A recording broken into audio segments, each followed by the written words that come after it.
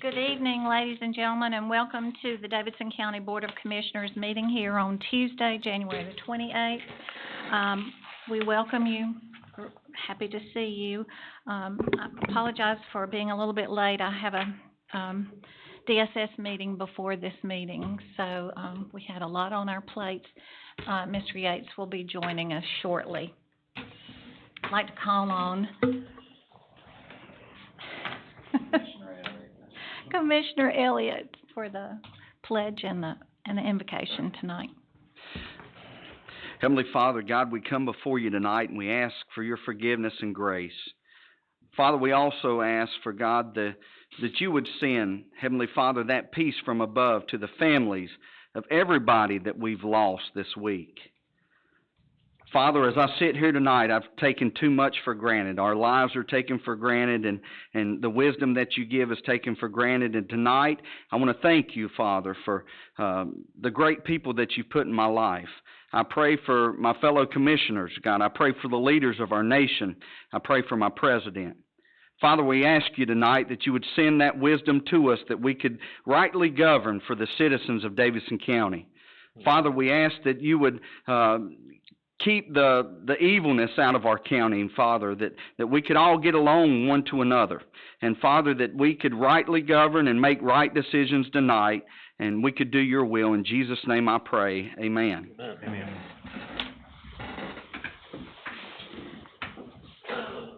I pledge allegiance to the flag of the United States of America and to the republic for which it stands, one nation, under God, indivisible, with liberty and justice for all.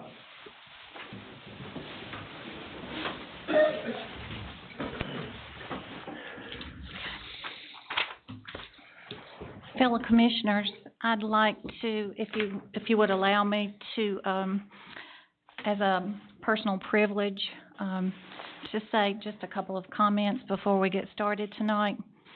After a personal review of our public address procedures, I'd just like to take a brief moment to speak to you on just a couple of matters. There are those of us on the board that have spent many years service on the board, and those of us that are very fresh and new, including myself, with much lesser experience. But I'd just like to share the following reminders that apply to us all, I think, in all seasons and in all times of service. During the public address portions of meetings, decorum and rules of governing always apply. We're to avoid public exchanges with citizens and ourselves. We're to listen actively, and elected officials should address colleagues, not the audience in discussion. And thank you for just letting me share that with you. I'd like to move on to recognition tonight and see who's with us out in the audience. Mike Christopherson of the Lexington Chamber is scheduled to be in attendance. I see him raise his hand back there. We thank you for coming. We also have some scholarship participants in the audience. Gentlemen, do you see anyone else we need to recognize? The Lexington School Board Superintendent. There she Dr. is. Wells. Hello, Dr. Wells. Good to see you. Thank you. He was hiding behind a podium. Okay, thank you all for being with us tonight. We do have a recognition for teaching scholarships, and it's my pleasure to share this with you and to recognize these folks. We have two $5,000 Davidson County Teacher Scholarships, which we're awarding out of the spring application period. The first is to Ms. Amy F. Jones, a graduate of Ledford High School and a sophomore at Gardner-Webb University. She is pursuing a Bachelor of Science degree in elementary education.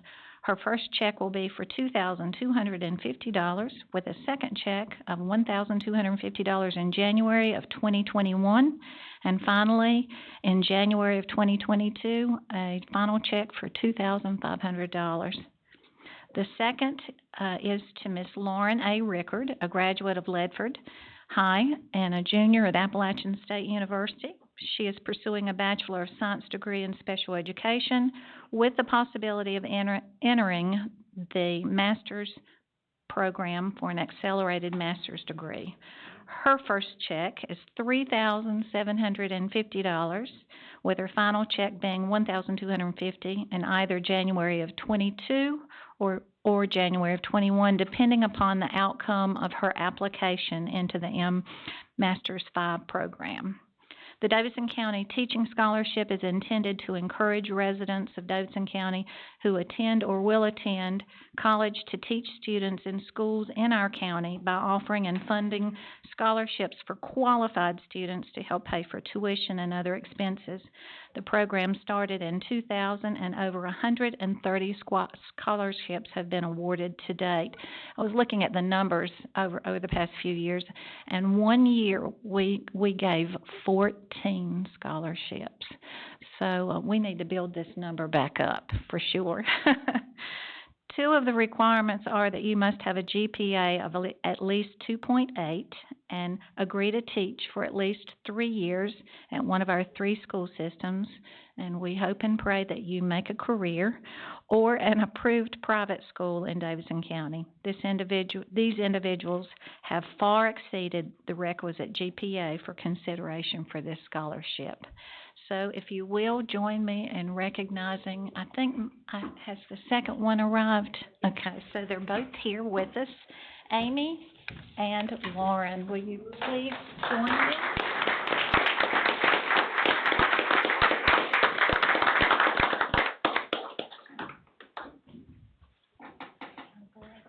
I'll take a picture.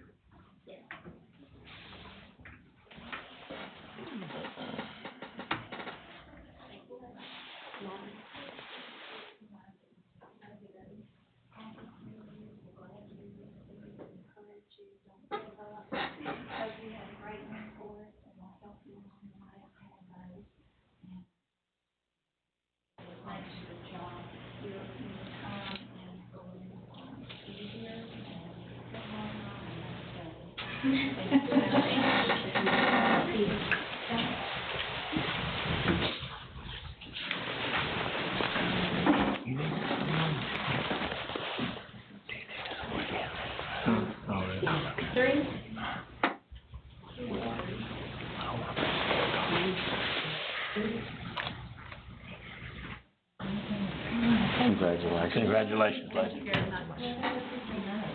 Congratulations.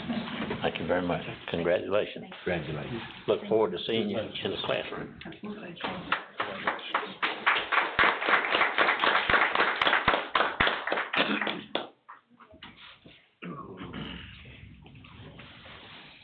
I'm in the wrong pew.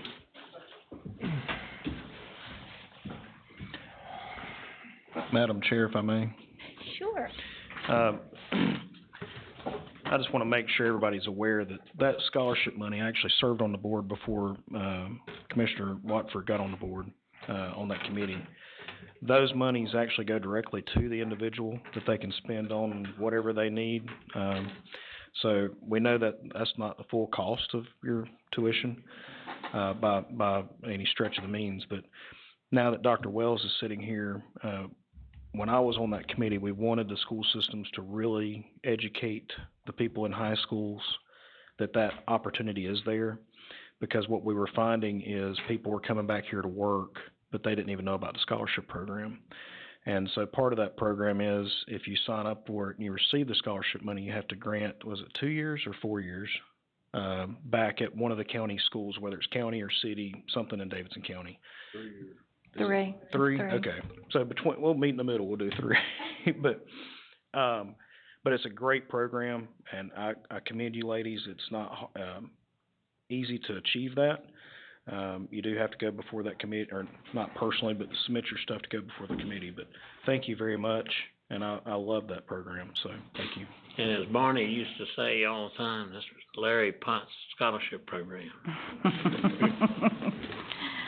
Just curiosity, it was mentioned, you remember what year that was started? I don't even remember what I had for breakfast. 2002 sound familiar? Yes, 2002? 2000. Okay. That's 20 years, guys. No. Mhm. Well, that's a lot of Fantastic. Been a while. Yeah. Fantastic. Something to be proud of. Well, I can remember, trying to get money, and even though your parents were not wealthy, if you could not be over a threshold and get anything. So this is just a wonderful opportunity. Wonderful. Thank you. If you haven't registered to speak at public address, please do so. Fellow commissioners, do I have any changes for the agenda tonight? Motion to approve the agenda. Okay, motion to Second. approve. And a second. Please cast your vote. Wait a minute, I made the motion. All of the votes are in. And that motion carries 7-0. Do we have anyone registered for public address? Thank you, dear. We do.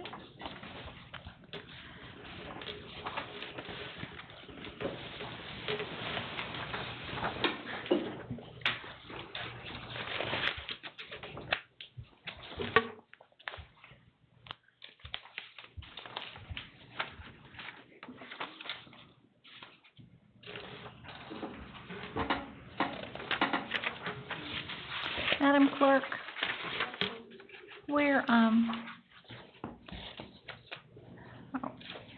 are we ready for public address at this time? We are, okay.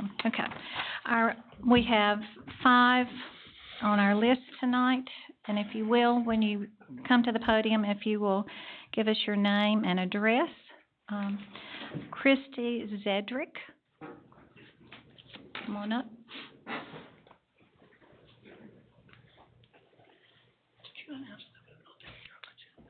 Thank you. My name is Christy Zedrick, and I live at 108 Shoreline Drive, New London, North Carolina, but it's actually on the Davidson County side of Baden Lake. I would like to address the board regarding a great concern that myself and my neighbors have regarding hunters in the Baden Lake, Davidson County area. At approximately 9:40 a.m. on Saturday morning, December the 28th, 2019, I noticed 2 gentlemen dressed in camouflage walking on my property. Their boat was beached on the shoreline with what I now know was a 5-year-old child aboard. About 10 minutes later, I heard 3 loud gunshots. When I went outside, they were shooting ducks. They were shooting around piers and personal property, putting people and outdoor pets in danger. They were no more than 30 feet from shore. This happened again the following Monday. Both sets of hunters were shooting ducks. The ducks were between their boat and our houses. Again, less than 30 feet from shore. I have also learned that the people in High Rock are having the same problem with hunters shooting in narrow coves. I have contacted our wildlife. They say there's nothing they can do. I have contacted our Davidson County Sheriff's Department. They say there's nothing they can do. I've talked to Brandon Jones with the wildlife.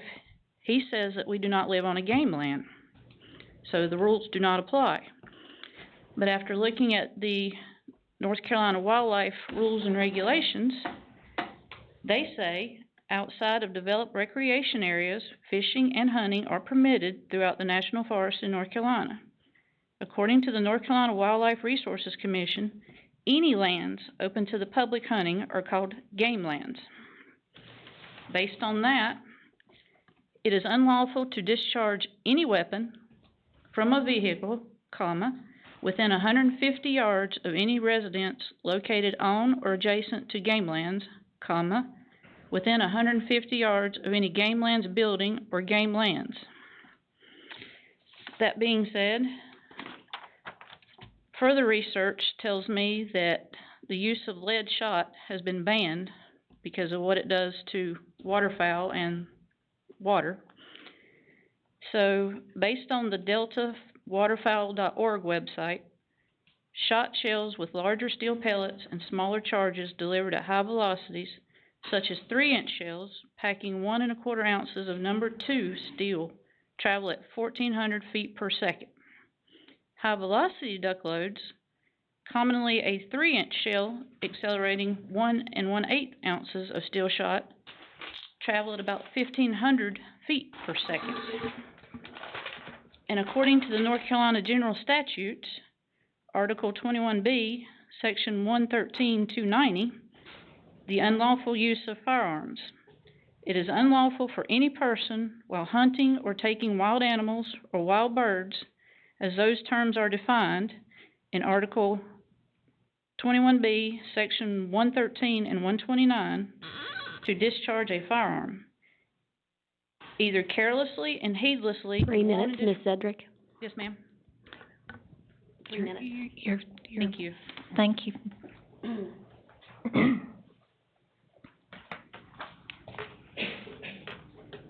Carl Zedrick.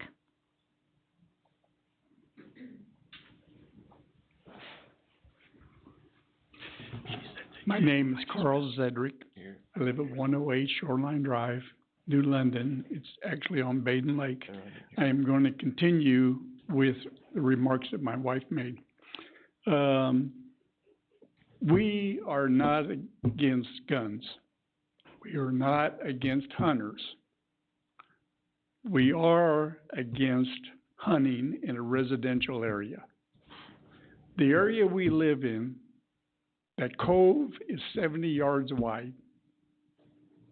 Now, I did some research, and pellets from a shotgun shell, the pellets carry at least 225 yards to 245 yards before they start losing velocity.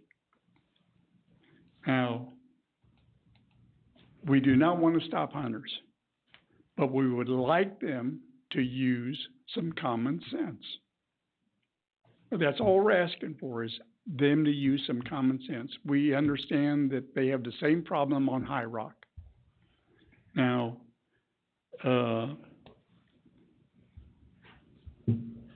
like my wife said, the sheriff's department and the wildlife, we've contacted, and both say there's nothing can be done.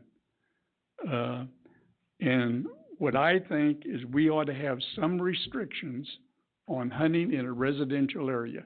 Halfway down our cove from the main body of water is only 112 foot wide, yards wide, I'm sorry.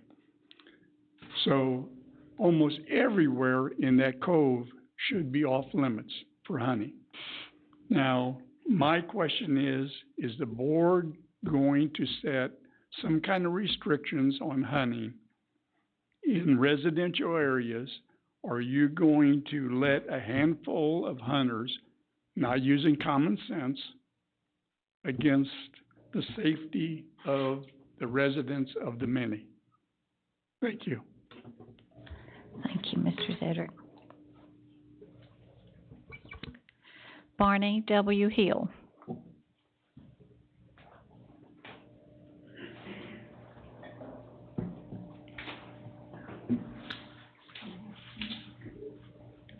That is the name, and the address is 218 Forest Drive in the Sovereign Republic of Fairgrove. I would deny recommendations 2 through 4 in agenda item 7 Bravo, but I wouldn't have to address the amount overdrawn in recommendation 1, because I wouldn't have drawn any amount at all in the first place. What is this compulsion to force feed the recreation department? I also would deny the request in agenda items 7 Foxtrot, 7 Golf, 8 Bravo, and 8 Charlie.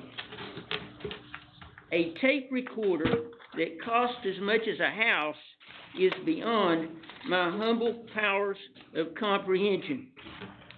Subject related to a previous subject. 2 weeks ago, this room was filled to overflowing with people, including me, who expressed our disapproval of plans to disarm us. Will I have any allies to join me tonight in resisting the further socialization of transportation. When the revolution comes, what good will it do us to be fully locked and loaded if we must ride to the battle in the tyrant's vehicles? Instead of making a fiscally reckless, open-ended commitment to sites for buses to stop, why not stop the buses, all the buses, permanently?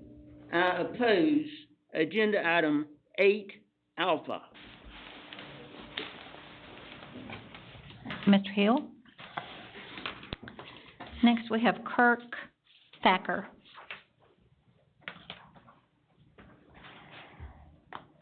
Good evening. Just gonna be like a squeaky wheel. Your name and your address. I am Kirk Thacker. I live at 4040 Ridge Road in Lexington. Okay, thank you. I hope that whoever hears this would just take a minute and consider what I'm saying.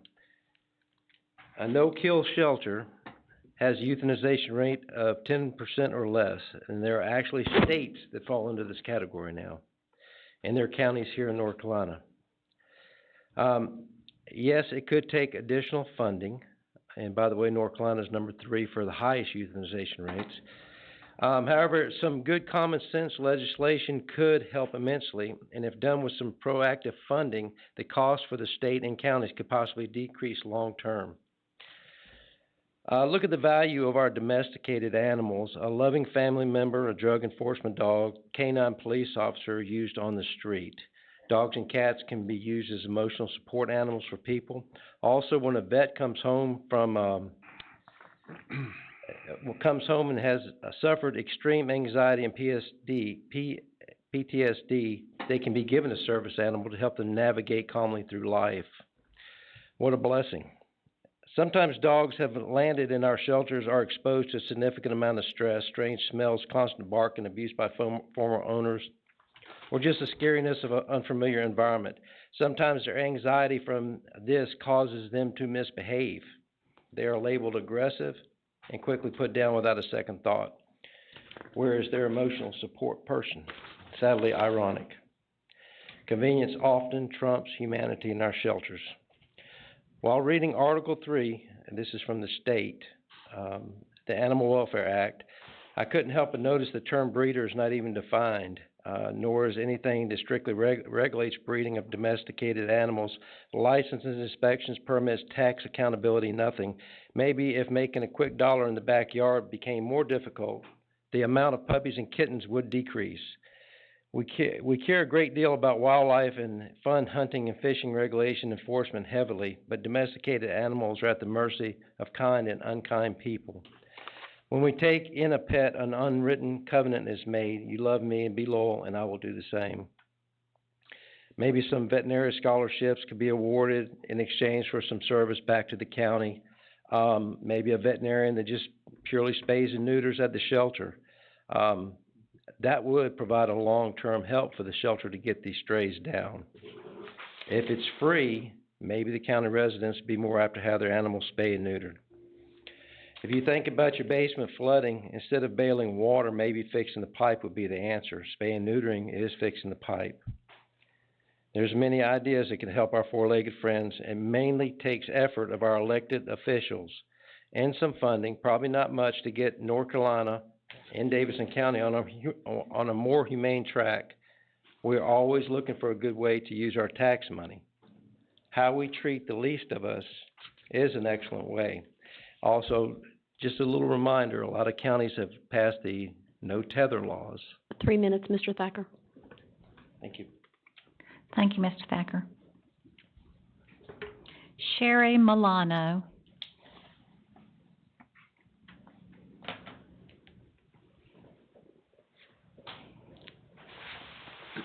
Hi, I'm Cherry Milano. I live at 47 Lake Street in Baden. I'm here tonight to address concerns raised recently in the media and again here tonight about duck hunting on Baden Lake. Generations of hunters have hunted Baden Lake without incident other than occasional complaint from homeowners unfamiliar with the sport and weapons. I spoke recently with captains of NC Wildlife Resources Commission Law Enforcement Division District 2, which is at the coast, and District 10, which is comprised of 10 counties including Davidson. The District 2 captain noted there are no regulations in his district as to the distance one must be from a residence in order to hunt waterfowl. The District 6 captain indicated he was only aware of such regulations on Lake Norman. I was told that these regulations are most often enforced only by local authorities. They're extremely difficult to find and therefore difficult to enforce. However, if someone desired an ordinance to be passed, it may be more logical to pass one prohibiting the feeding of ducks from personal property on public waterways. This would certainly eliminate the problem of hunters near homes, as the ducks would no longer be there. There's already a state law in place to address safety in hunting. NC General Statute, Chapter 113, Article 21B, titled Criminally Negligent Hunting, addresses hunting which could endanger people or property. This applies to both game lands and waterways. This is enforceable by NC Wildlife and is classified as a misdemeanor. Since 2013-14 hunting season, officers in District 6, which again includes Davidson County, have investigated 23 hunting-related incidents. Of the 23 incidents, 20 involved deer hunting, 1 turkey hunting, 1 dove hunting, and 1 squirrel hunting. In 6 years, 10 counties, and 23 incidents, not 1 involved duck hunters. All the above addresses why there is no need for a new ordinance regarding hunting, but it doesn't address the main reason I'm here. There certainly could have been a safety threat that morning on the lake, but it's not what's been presented to the public. There were no shots fired towards anyone's home, and no ducks were killed on anyone's property. The biggest threat to anyone's safety came about when Ms. Zedrick stepped out to address the hunters, weapon in hand. She also reported to wildlife officers that she intended to use her handgun and shoot down into the water to scare them off. She was concerned about the wind catching the shotgun pellets, but not about firing a gun in the same area as homes and hunters. And since our friends and my 6-year-old were in that boat, I see that as the most concerning detail of the story. Ms. Zedrick was the biggest risk to safety, not the hunters. You have this and additional information in an email that should be distributed. Thank you. Thank you, Ms. Milano.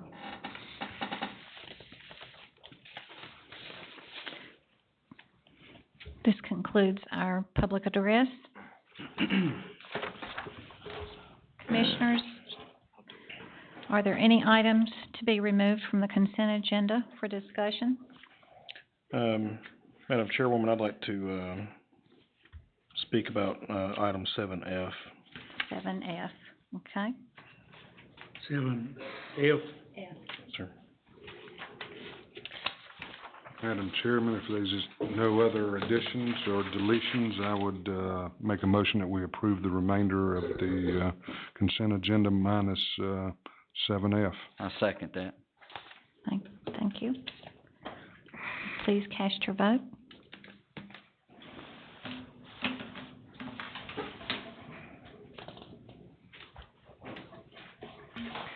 All of the votes are in, and that motion carries 7-0. Mr. Okay. Crotts? I just wanted to say that I looked into this, and I know the Facilities Committee had already talked to Lexington City Schools about it. I have talked to Dr. Wells and as our county manager, Casey Smith. I know that in the resolution it just says we will not adjust their utility bill. We went back, Casey talked to, what was that guy's name? Graham. Graham. Okay, that's you. Okay, I'm sorry, I hadn't met you, so I'd heard your name, sorry. Graham, who's doing this project. The government folks that do the loans wouldn't let us change the resolution, but I wanted to publicly say that after they have paid that debt back, that we can look at adjusting their utility bill if need be, which I think it's gonna take, 14 to 16 years or something to pay it back. But that was my concerning issue, is I just didn't want a future board to be stuck paying something that, so I just wanted to bring that up and talk about it. Other than that, I'm good with it. And I commend them for doing this, and that way you're fixing HVACs and energy cost savings. But publicly, I wanted to make that statement about that. Madam Chair, Yes. point of order. Okay, Commissioner O'Shea? This board cannot bind any future boards to their decisions. I would agree that the resolution, as it is in there, it says that we will not do that. And as far as any of the boards were concerned, they generally, go along with the resolutions unless there's some obvious reason not to.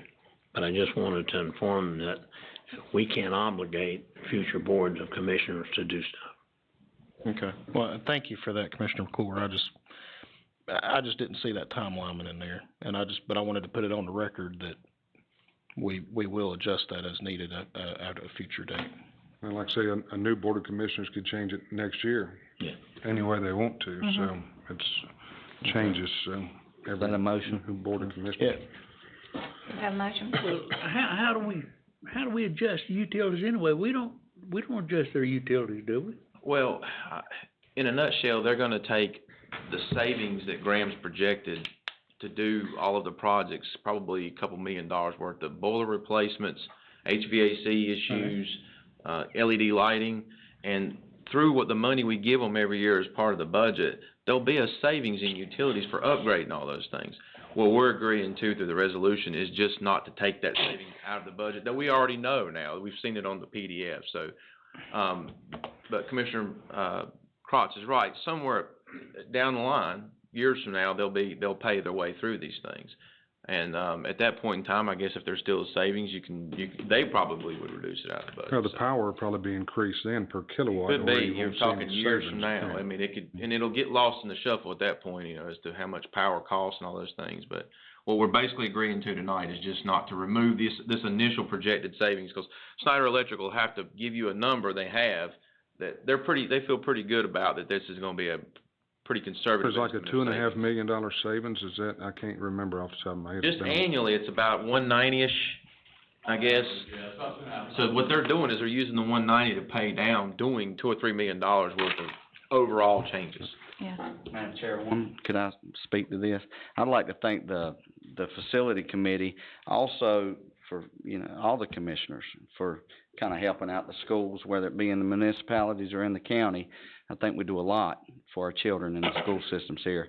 I also like to thank y'all for taking the initiative to get green energy, to do stuff looking forward. Instead of being reactive, we're being proactive. And when you get into the game like Commissioner Yates was talking about here, when we have to start worrying about, what the energy company's gonna do and peak demand and on-time demand and stuff like that, then we're doing our job. Because that means now we've got energy efficient lighting. We have high SEER HVAC equipment. We've got the best windows and we've got the best roofs. We're doing the best things that we can, and that's what we need to do for the taxpayers of Davidson County, and I commend y'all for that. Madam Chair, I'll make a motion that we accept this, Second. I have a motion and a second. Do you want this verbally, Debbie? We can do this on the clicker, sir. Liquor, I hear you, we on the ball. It's working tonight. All of the votes are in. And that motion carries 7-0.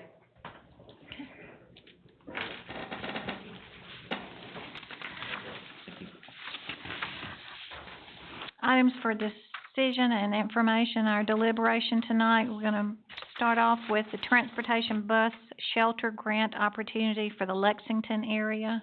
Mr. Smith will lead this off for us. Yes, Madam Chair, the item before you tonight is a grant opportunity. Our transportation department has brought to me to go through the MPO in Winston-Salem to replace, it can be for equipment. So that goes through the Lexington route, as you all know. So one of the ideas was, City of Lexington's always wanted bus shelters.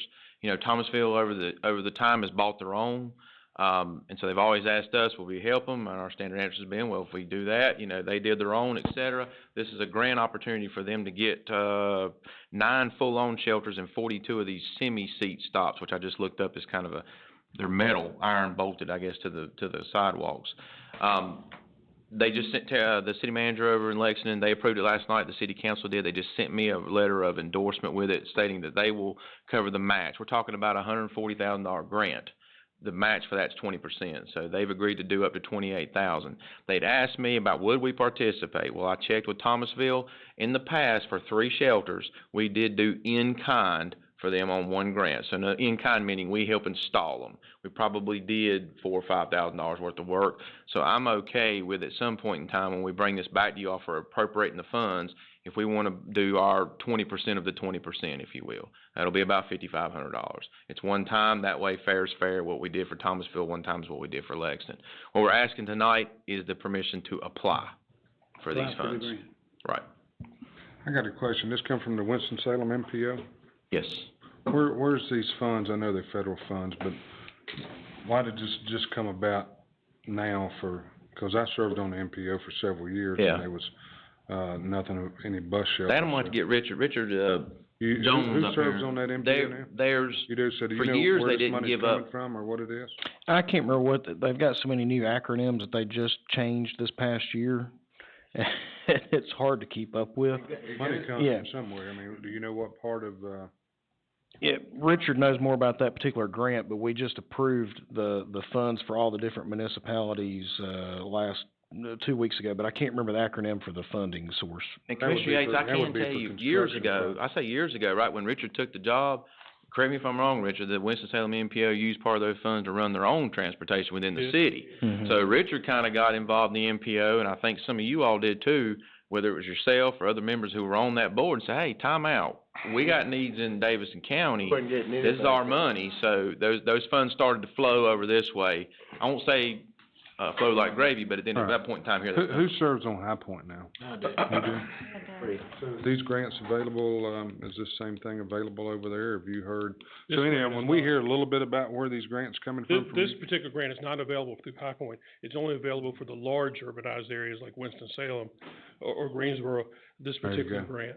Now, the last one we got was from High Point, 'cause we went to High Point and kinda partnered with them, got the bus shelters, went and put them up, ourselves. Well, So- yeah, but the monies that we just did at the Winston-Salem MPO, we also got Davidson Works, some funding, and I cannot remember the acronym for this particular one, but I remember the discussion in it.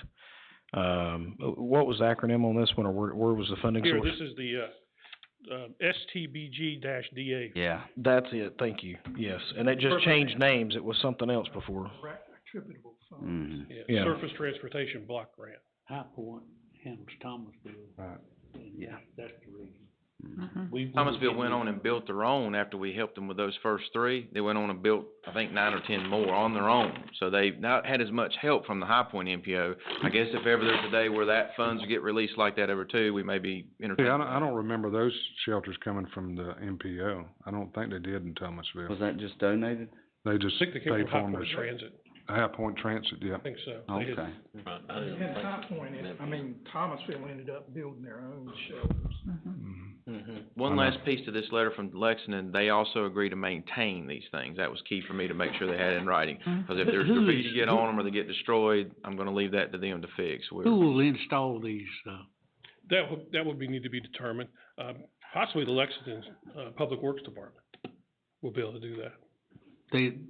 they might have to get some property to put them on too, so. Yeah, I think the plan for the, actual shelters would be to do them on property that the city controls. So that's a good question. So this is just a grant for the shelters. Yeah. The city of Lexington will still have to bid them out and get the construction part of Yeah. that done? Right. Okay. And we help. All we simply are is the pass-through of the money. Yeah, you just hand them the And they agreed check. to do the 20% match to cover it. Again, they did ask me, and again, I felt fair is fair. They asked me, would we contribute 20 of the 20, which is $5,500. After I talked to Kelly and realized we probably did help them with some work years ago, it just seemed fair to me, and he agreed with that, and I thought, there you go, that ends it, so. But it's a chance for them to get bus shelters they've always wanted is the key part of the story, that they're not gonna get otherwise because, the county we were never in a position to probably help them with this many shelters. We're talking, 9 complete shelters and 42 of these semi-seat stops. That's gonna be a lot of places.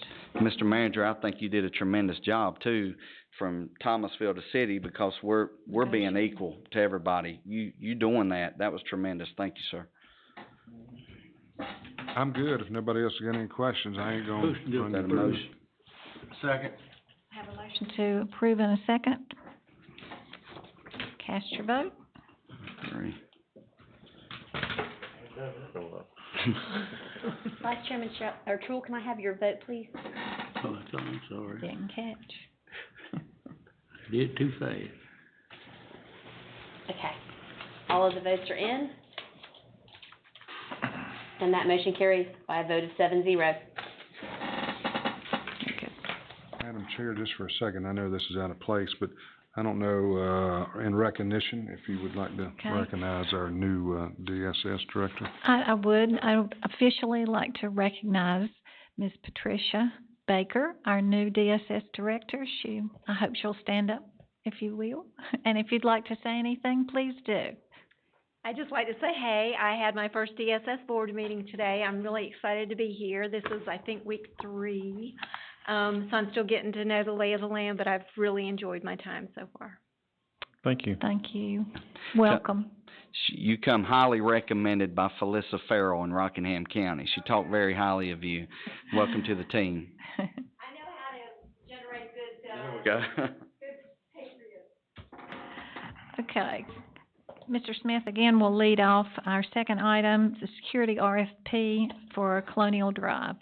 And where I stutter, I'm gonna get Jason to help me, but I think I got it. We've got attached, to the item, kind of some estimates that I think you guys have received, showing you kind of what we think this might look like in total one day. We've had a long conversation about security in the county, and recently we've had some issues at Colonial Drive, where we have DSS services, Davidson Works, and Senior Services all co-located in one building. Jason, myself, Joel, Casey Tarleton, we took a trip over there one day, took a look around the building. We've got a few too many entranceways into the building because it used to be an old school. So we're probably going to reduce down some of those, make some signage to make it to where we funnel people into 2 or 3 doors as opposed to 10. We're going to maybe install a few more cameras, just kind of keep track where you can see everything. I talked with the sheriff, and, you know, he had the ability to spare some man-hours to his civil guys to go over there. The problem is, let's say, for example, one of his civil guys shows up at 9 a.m., walks around for 45 minutes, and he's there. While that officer's there, I'm pretty confident nothing will happen. Mm-hmm. The problem is they leave, and they say they're going to come back at 11:30, and the one of our unruly CPS clients decides to show up at 10:15. Mm-hmm. You're going to have an issue. So I took a trip up to the second floor level where the DSS intake room area is, and that's kind of where the action is. And so around that corner is CPS and foster care down the hallway, and there's action there as well. In other words, we get clients that are maybe not satisfied with the level of service or things going on. So my point is after seeing that in my mind, I kind of see this as we need probably the same thing we have downstairs represented over there. The question then becomes, how do we want to do that? So I talked with the sheriff, and it's rather expensive to bring on a full-on deputy. You got to buy a car, you got to, insurance, all those kinds of things. So rather than do that, what we decided to do was call around and see if we can kind of get some pricing on contract security, especially if the contract security is able to carry a firearm, able to have the ability to be a sworn officer, or maybe they're off duty working for the company, and they can do official arrest, etc. So long story short, we're here tonight to ask to put out an RFP for, I guess, the company police option is what we're looking to do. Well, we'll bring back to you some bid prices, and if we can, then we can appropriate funds to maybe take care of the situation over there. And the other good benefit of that is we can put it in DSS's budget and claim reimbursement off of it. So we'll be able to get some money back as opposed to it being in the sheriff's office. What Jason created for it, and I think he sent out a few weeks ago, is just a sample of they worked this many hours at this kind of pricing structure between a low and a high. This is about what it would look like. So what we're asking for tonight is permission to put out an RFP, basically, for this. Would Make that motion. Sorry, go ahead. Would a company policeman be armed? Yes. Mm-hmm. Give me an example of a company policeman. They are, and correct me if I'm wrong, Jason done more work on this than I have. They are basically, I think, sworn officers that are choosing to do work on the side for the companies. By who? These companies that we'll put out for bid. We asked them. Who swears these officers? I think they're sworn by the officers state. that work for Yeah. a law enforcement agency. A lot of times these are retired law enforcement officers that are coming back, but they've gone through at the minimum basic law enforcement training, and they're sworn. I believe it's North Carolina, either Department of Justice or. I understand that, Jason. What I'm getting at is, there's only certain elements in this county that can swear an officer in. So who's swearing these officers? Is it gonna be the sheriff? Is it gonna be Thomasville Police Department? Honestly, I'd have to check on that. And then I if they're believe it's sworn through in the on state of North level, Carolina, if they're though. a state If they're a state officer, but I don't think state's gonna swear But them in. I think Because that puts a liability on the state, I don't think state is swearing but them a in. company policeman has only authority on the property. So either Thomasville or sheriff It department would have wouldn't to be swear them Thomasville in. or sheriff, it would be the. If he's got arrest powers, as it says he does, he's Did it got say to be, arrest powers? yeah, he's got to be sworn in. Sheriff's still here? They do have arrest powers. No, it looked like he left a while ago. The sheriff was here, and I was gonna ask him to come to the podium and talk about it. The way I understand it is they do have the ability to use cuffs and restrain someone, and of course, they do have the pistol with them.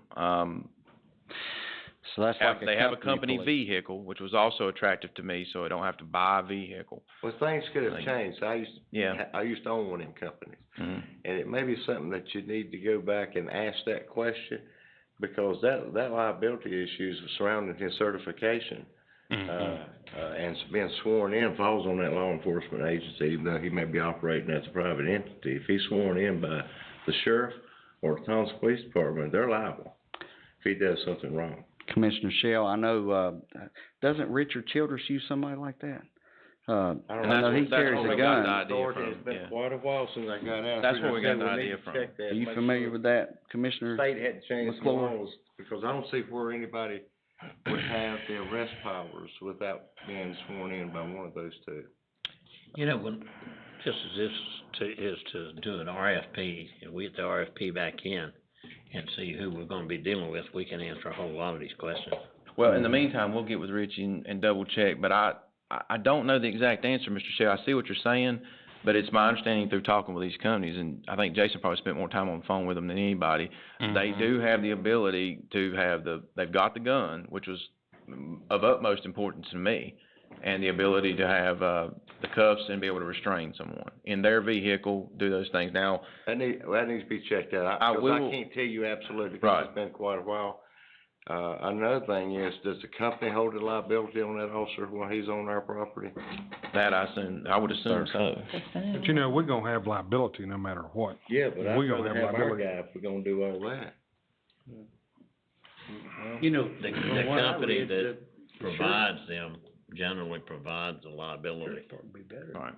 But you know, they're going for the people with the deepest pockets, so that's what Well, they're going but for. we get a certificate of insurance like we do on the other things, then they have to go to them first. Right, they'll go to them first, yeah. We have certain immunities too. But I see where Commissioner Shell, and I had a little bit of those concerns, but I see where he was talking, you know, who keeps track of that officer up there and make sure he has their credentials?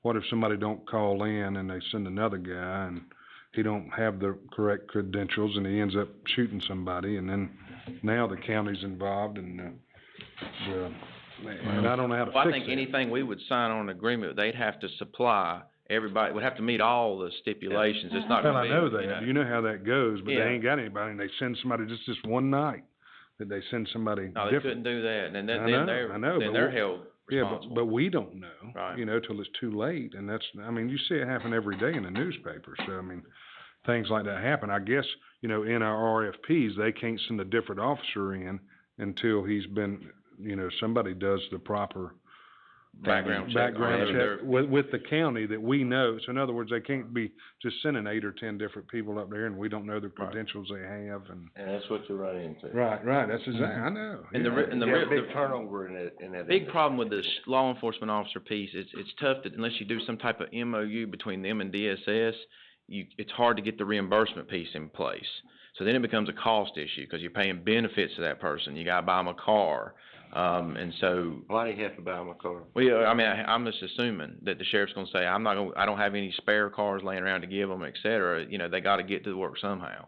And if they hook and book somebody, they gotta get them in the car and get them to the jail, so, I'm just making that assumption, that there will be a. The sheriff department, I drove to work. There'll be Using some, my there'll be some added cost is my point. And I a law talked to the enforcement sheriff officer. about it, and he said, you know, it would be a struggle for him to put another officer there, just 'cause what we said, if you got somebody out sick, where do you get that officer from to replace him?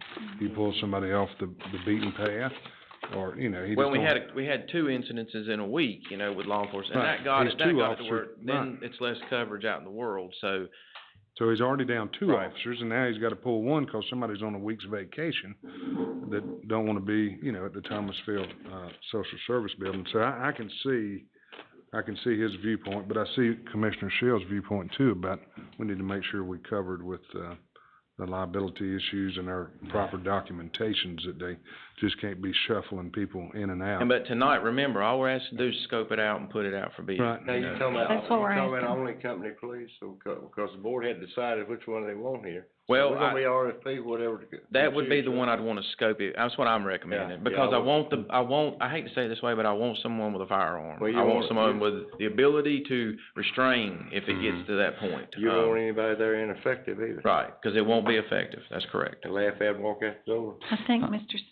Jason has a, Yes, Madam Chair, I'm looking at, just pulled up here, the Company Police Act, under North Carolina General Statutes. Liability insurance policy or certificate of self-insurance is required. It has to be filed with the Attorney General of North Carolina. So that's at least one answer of that. They do have to file that. As for who actually would swear the officer in, I would need to research that one a little bit. As I'm not, things could have changed, could be some new piece of legislation. Yeah. I'm just not sure, but it just tells me that the sheriff and the police department don't have jurisdiction there. And the policies or certificate of self-insurance must not be less than $1 million, according to that. I believe it was, Gomer Powell that could do a citizen's arrest. If that's all the discussion, I'll make a motion, we approve, to put this out for our. I'll second. Yeah, okay. we have a motion and a second. I'll Plenty of I'll second. third that.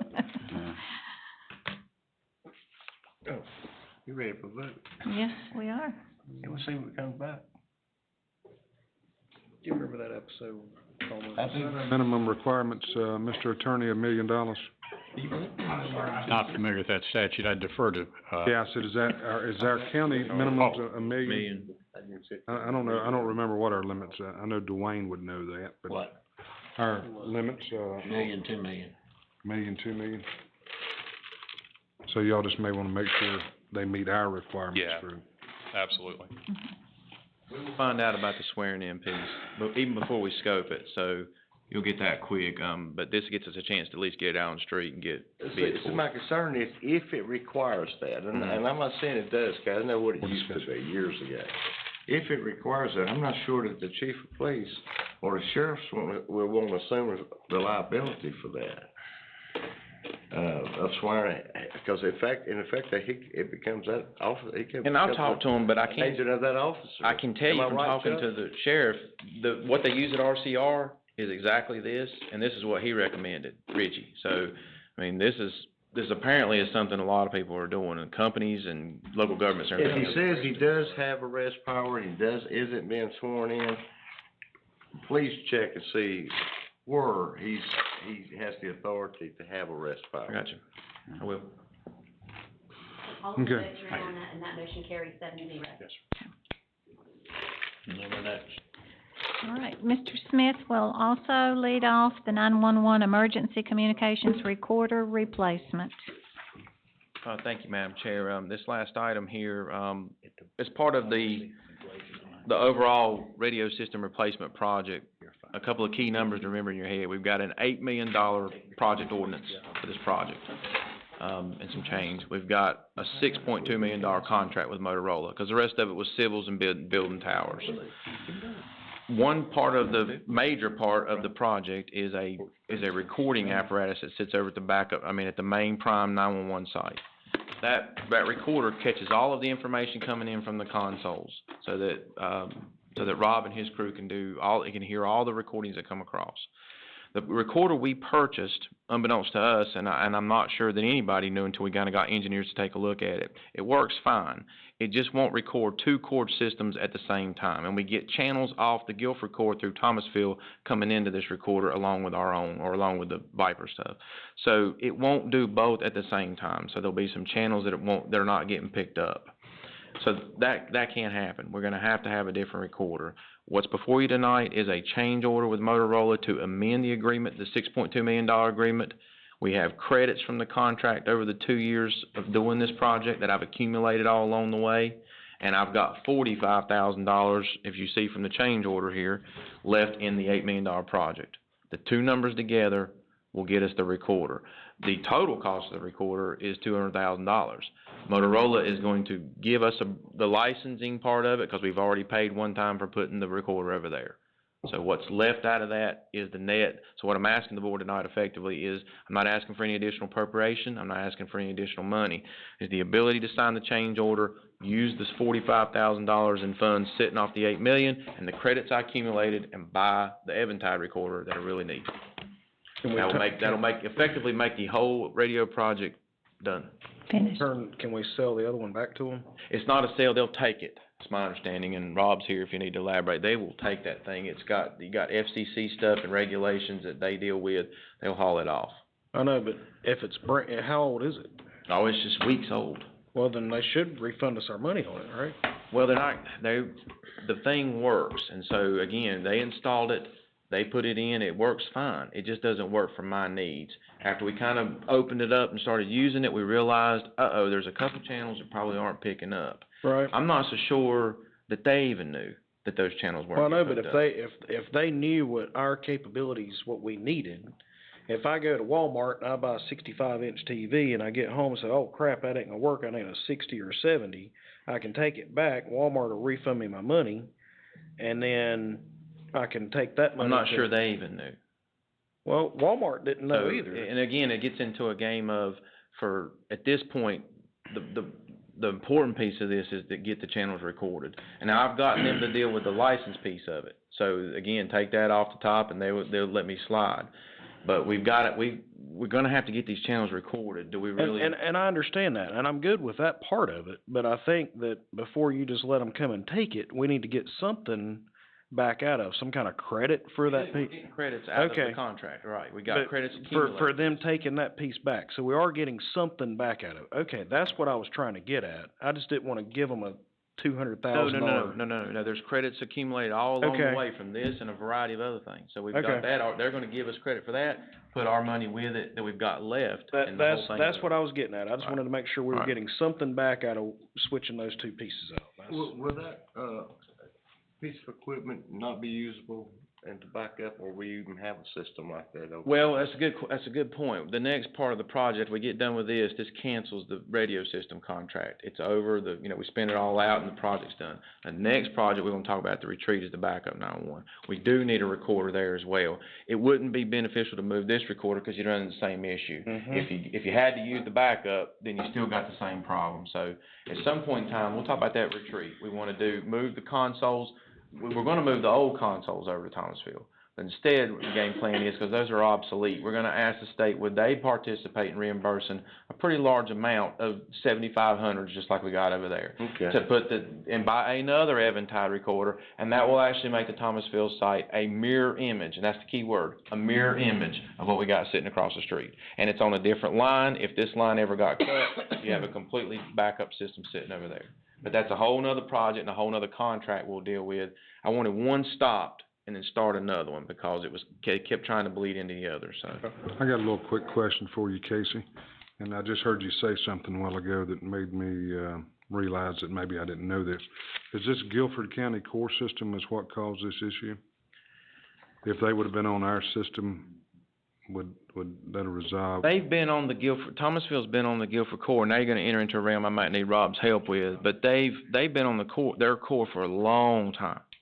And so really the system is... So they get on the Guilford core, and we decided to go with with the Viper system, right? Yeah, but they've already had contracts in place and been involved with that for years, long before we started Long before that? Okay, yeah, so they've been on the Guilford core. The problem is this piece of hardware. And again, it works fine. It just it won't do what I need it to do. If I was running one core system, would be any problems. It's the fact that I do have a couple channels coming in from that other system, and we've had several engineers look at this from Motorola, and it just won't do it. So we probably should have went with the Eventide to begin with, and hindsight's 20/20. But again, to me, the more important thing is I need to get these I got to get these channels recorded. No matter what it is. And since I'm this close and I got the ability to not ask y'all for any more money, I thought this is close we're going to get. Thank you. Madam Chairman, I'd like to make a motion that we approve this change order and give We have a motion for a change order. Casey the permission to sign it. Do I have a second? Second. Second. All in favor?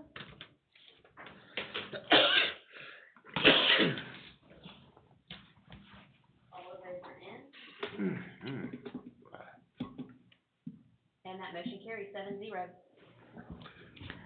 Motion Do to I have a adjourn? motion to adjourn? Second. All in favor? Steve.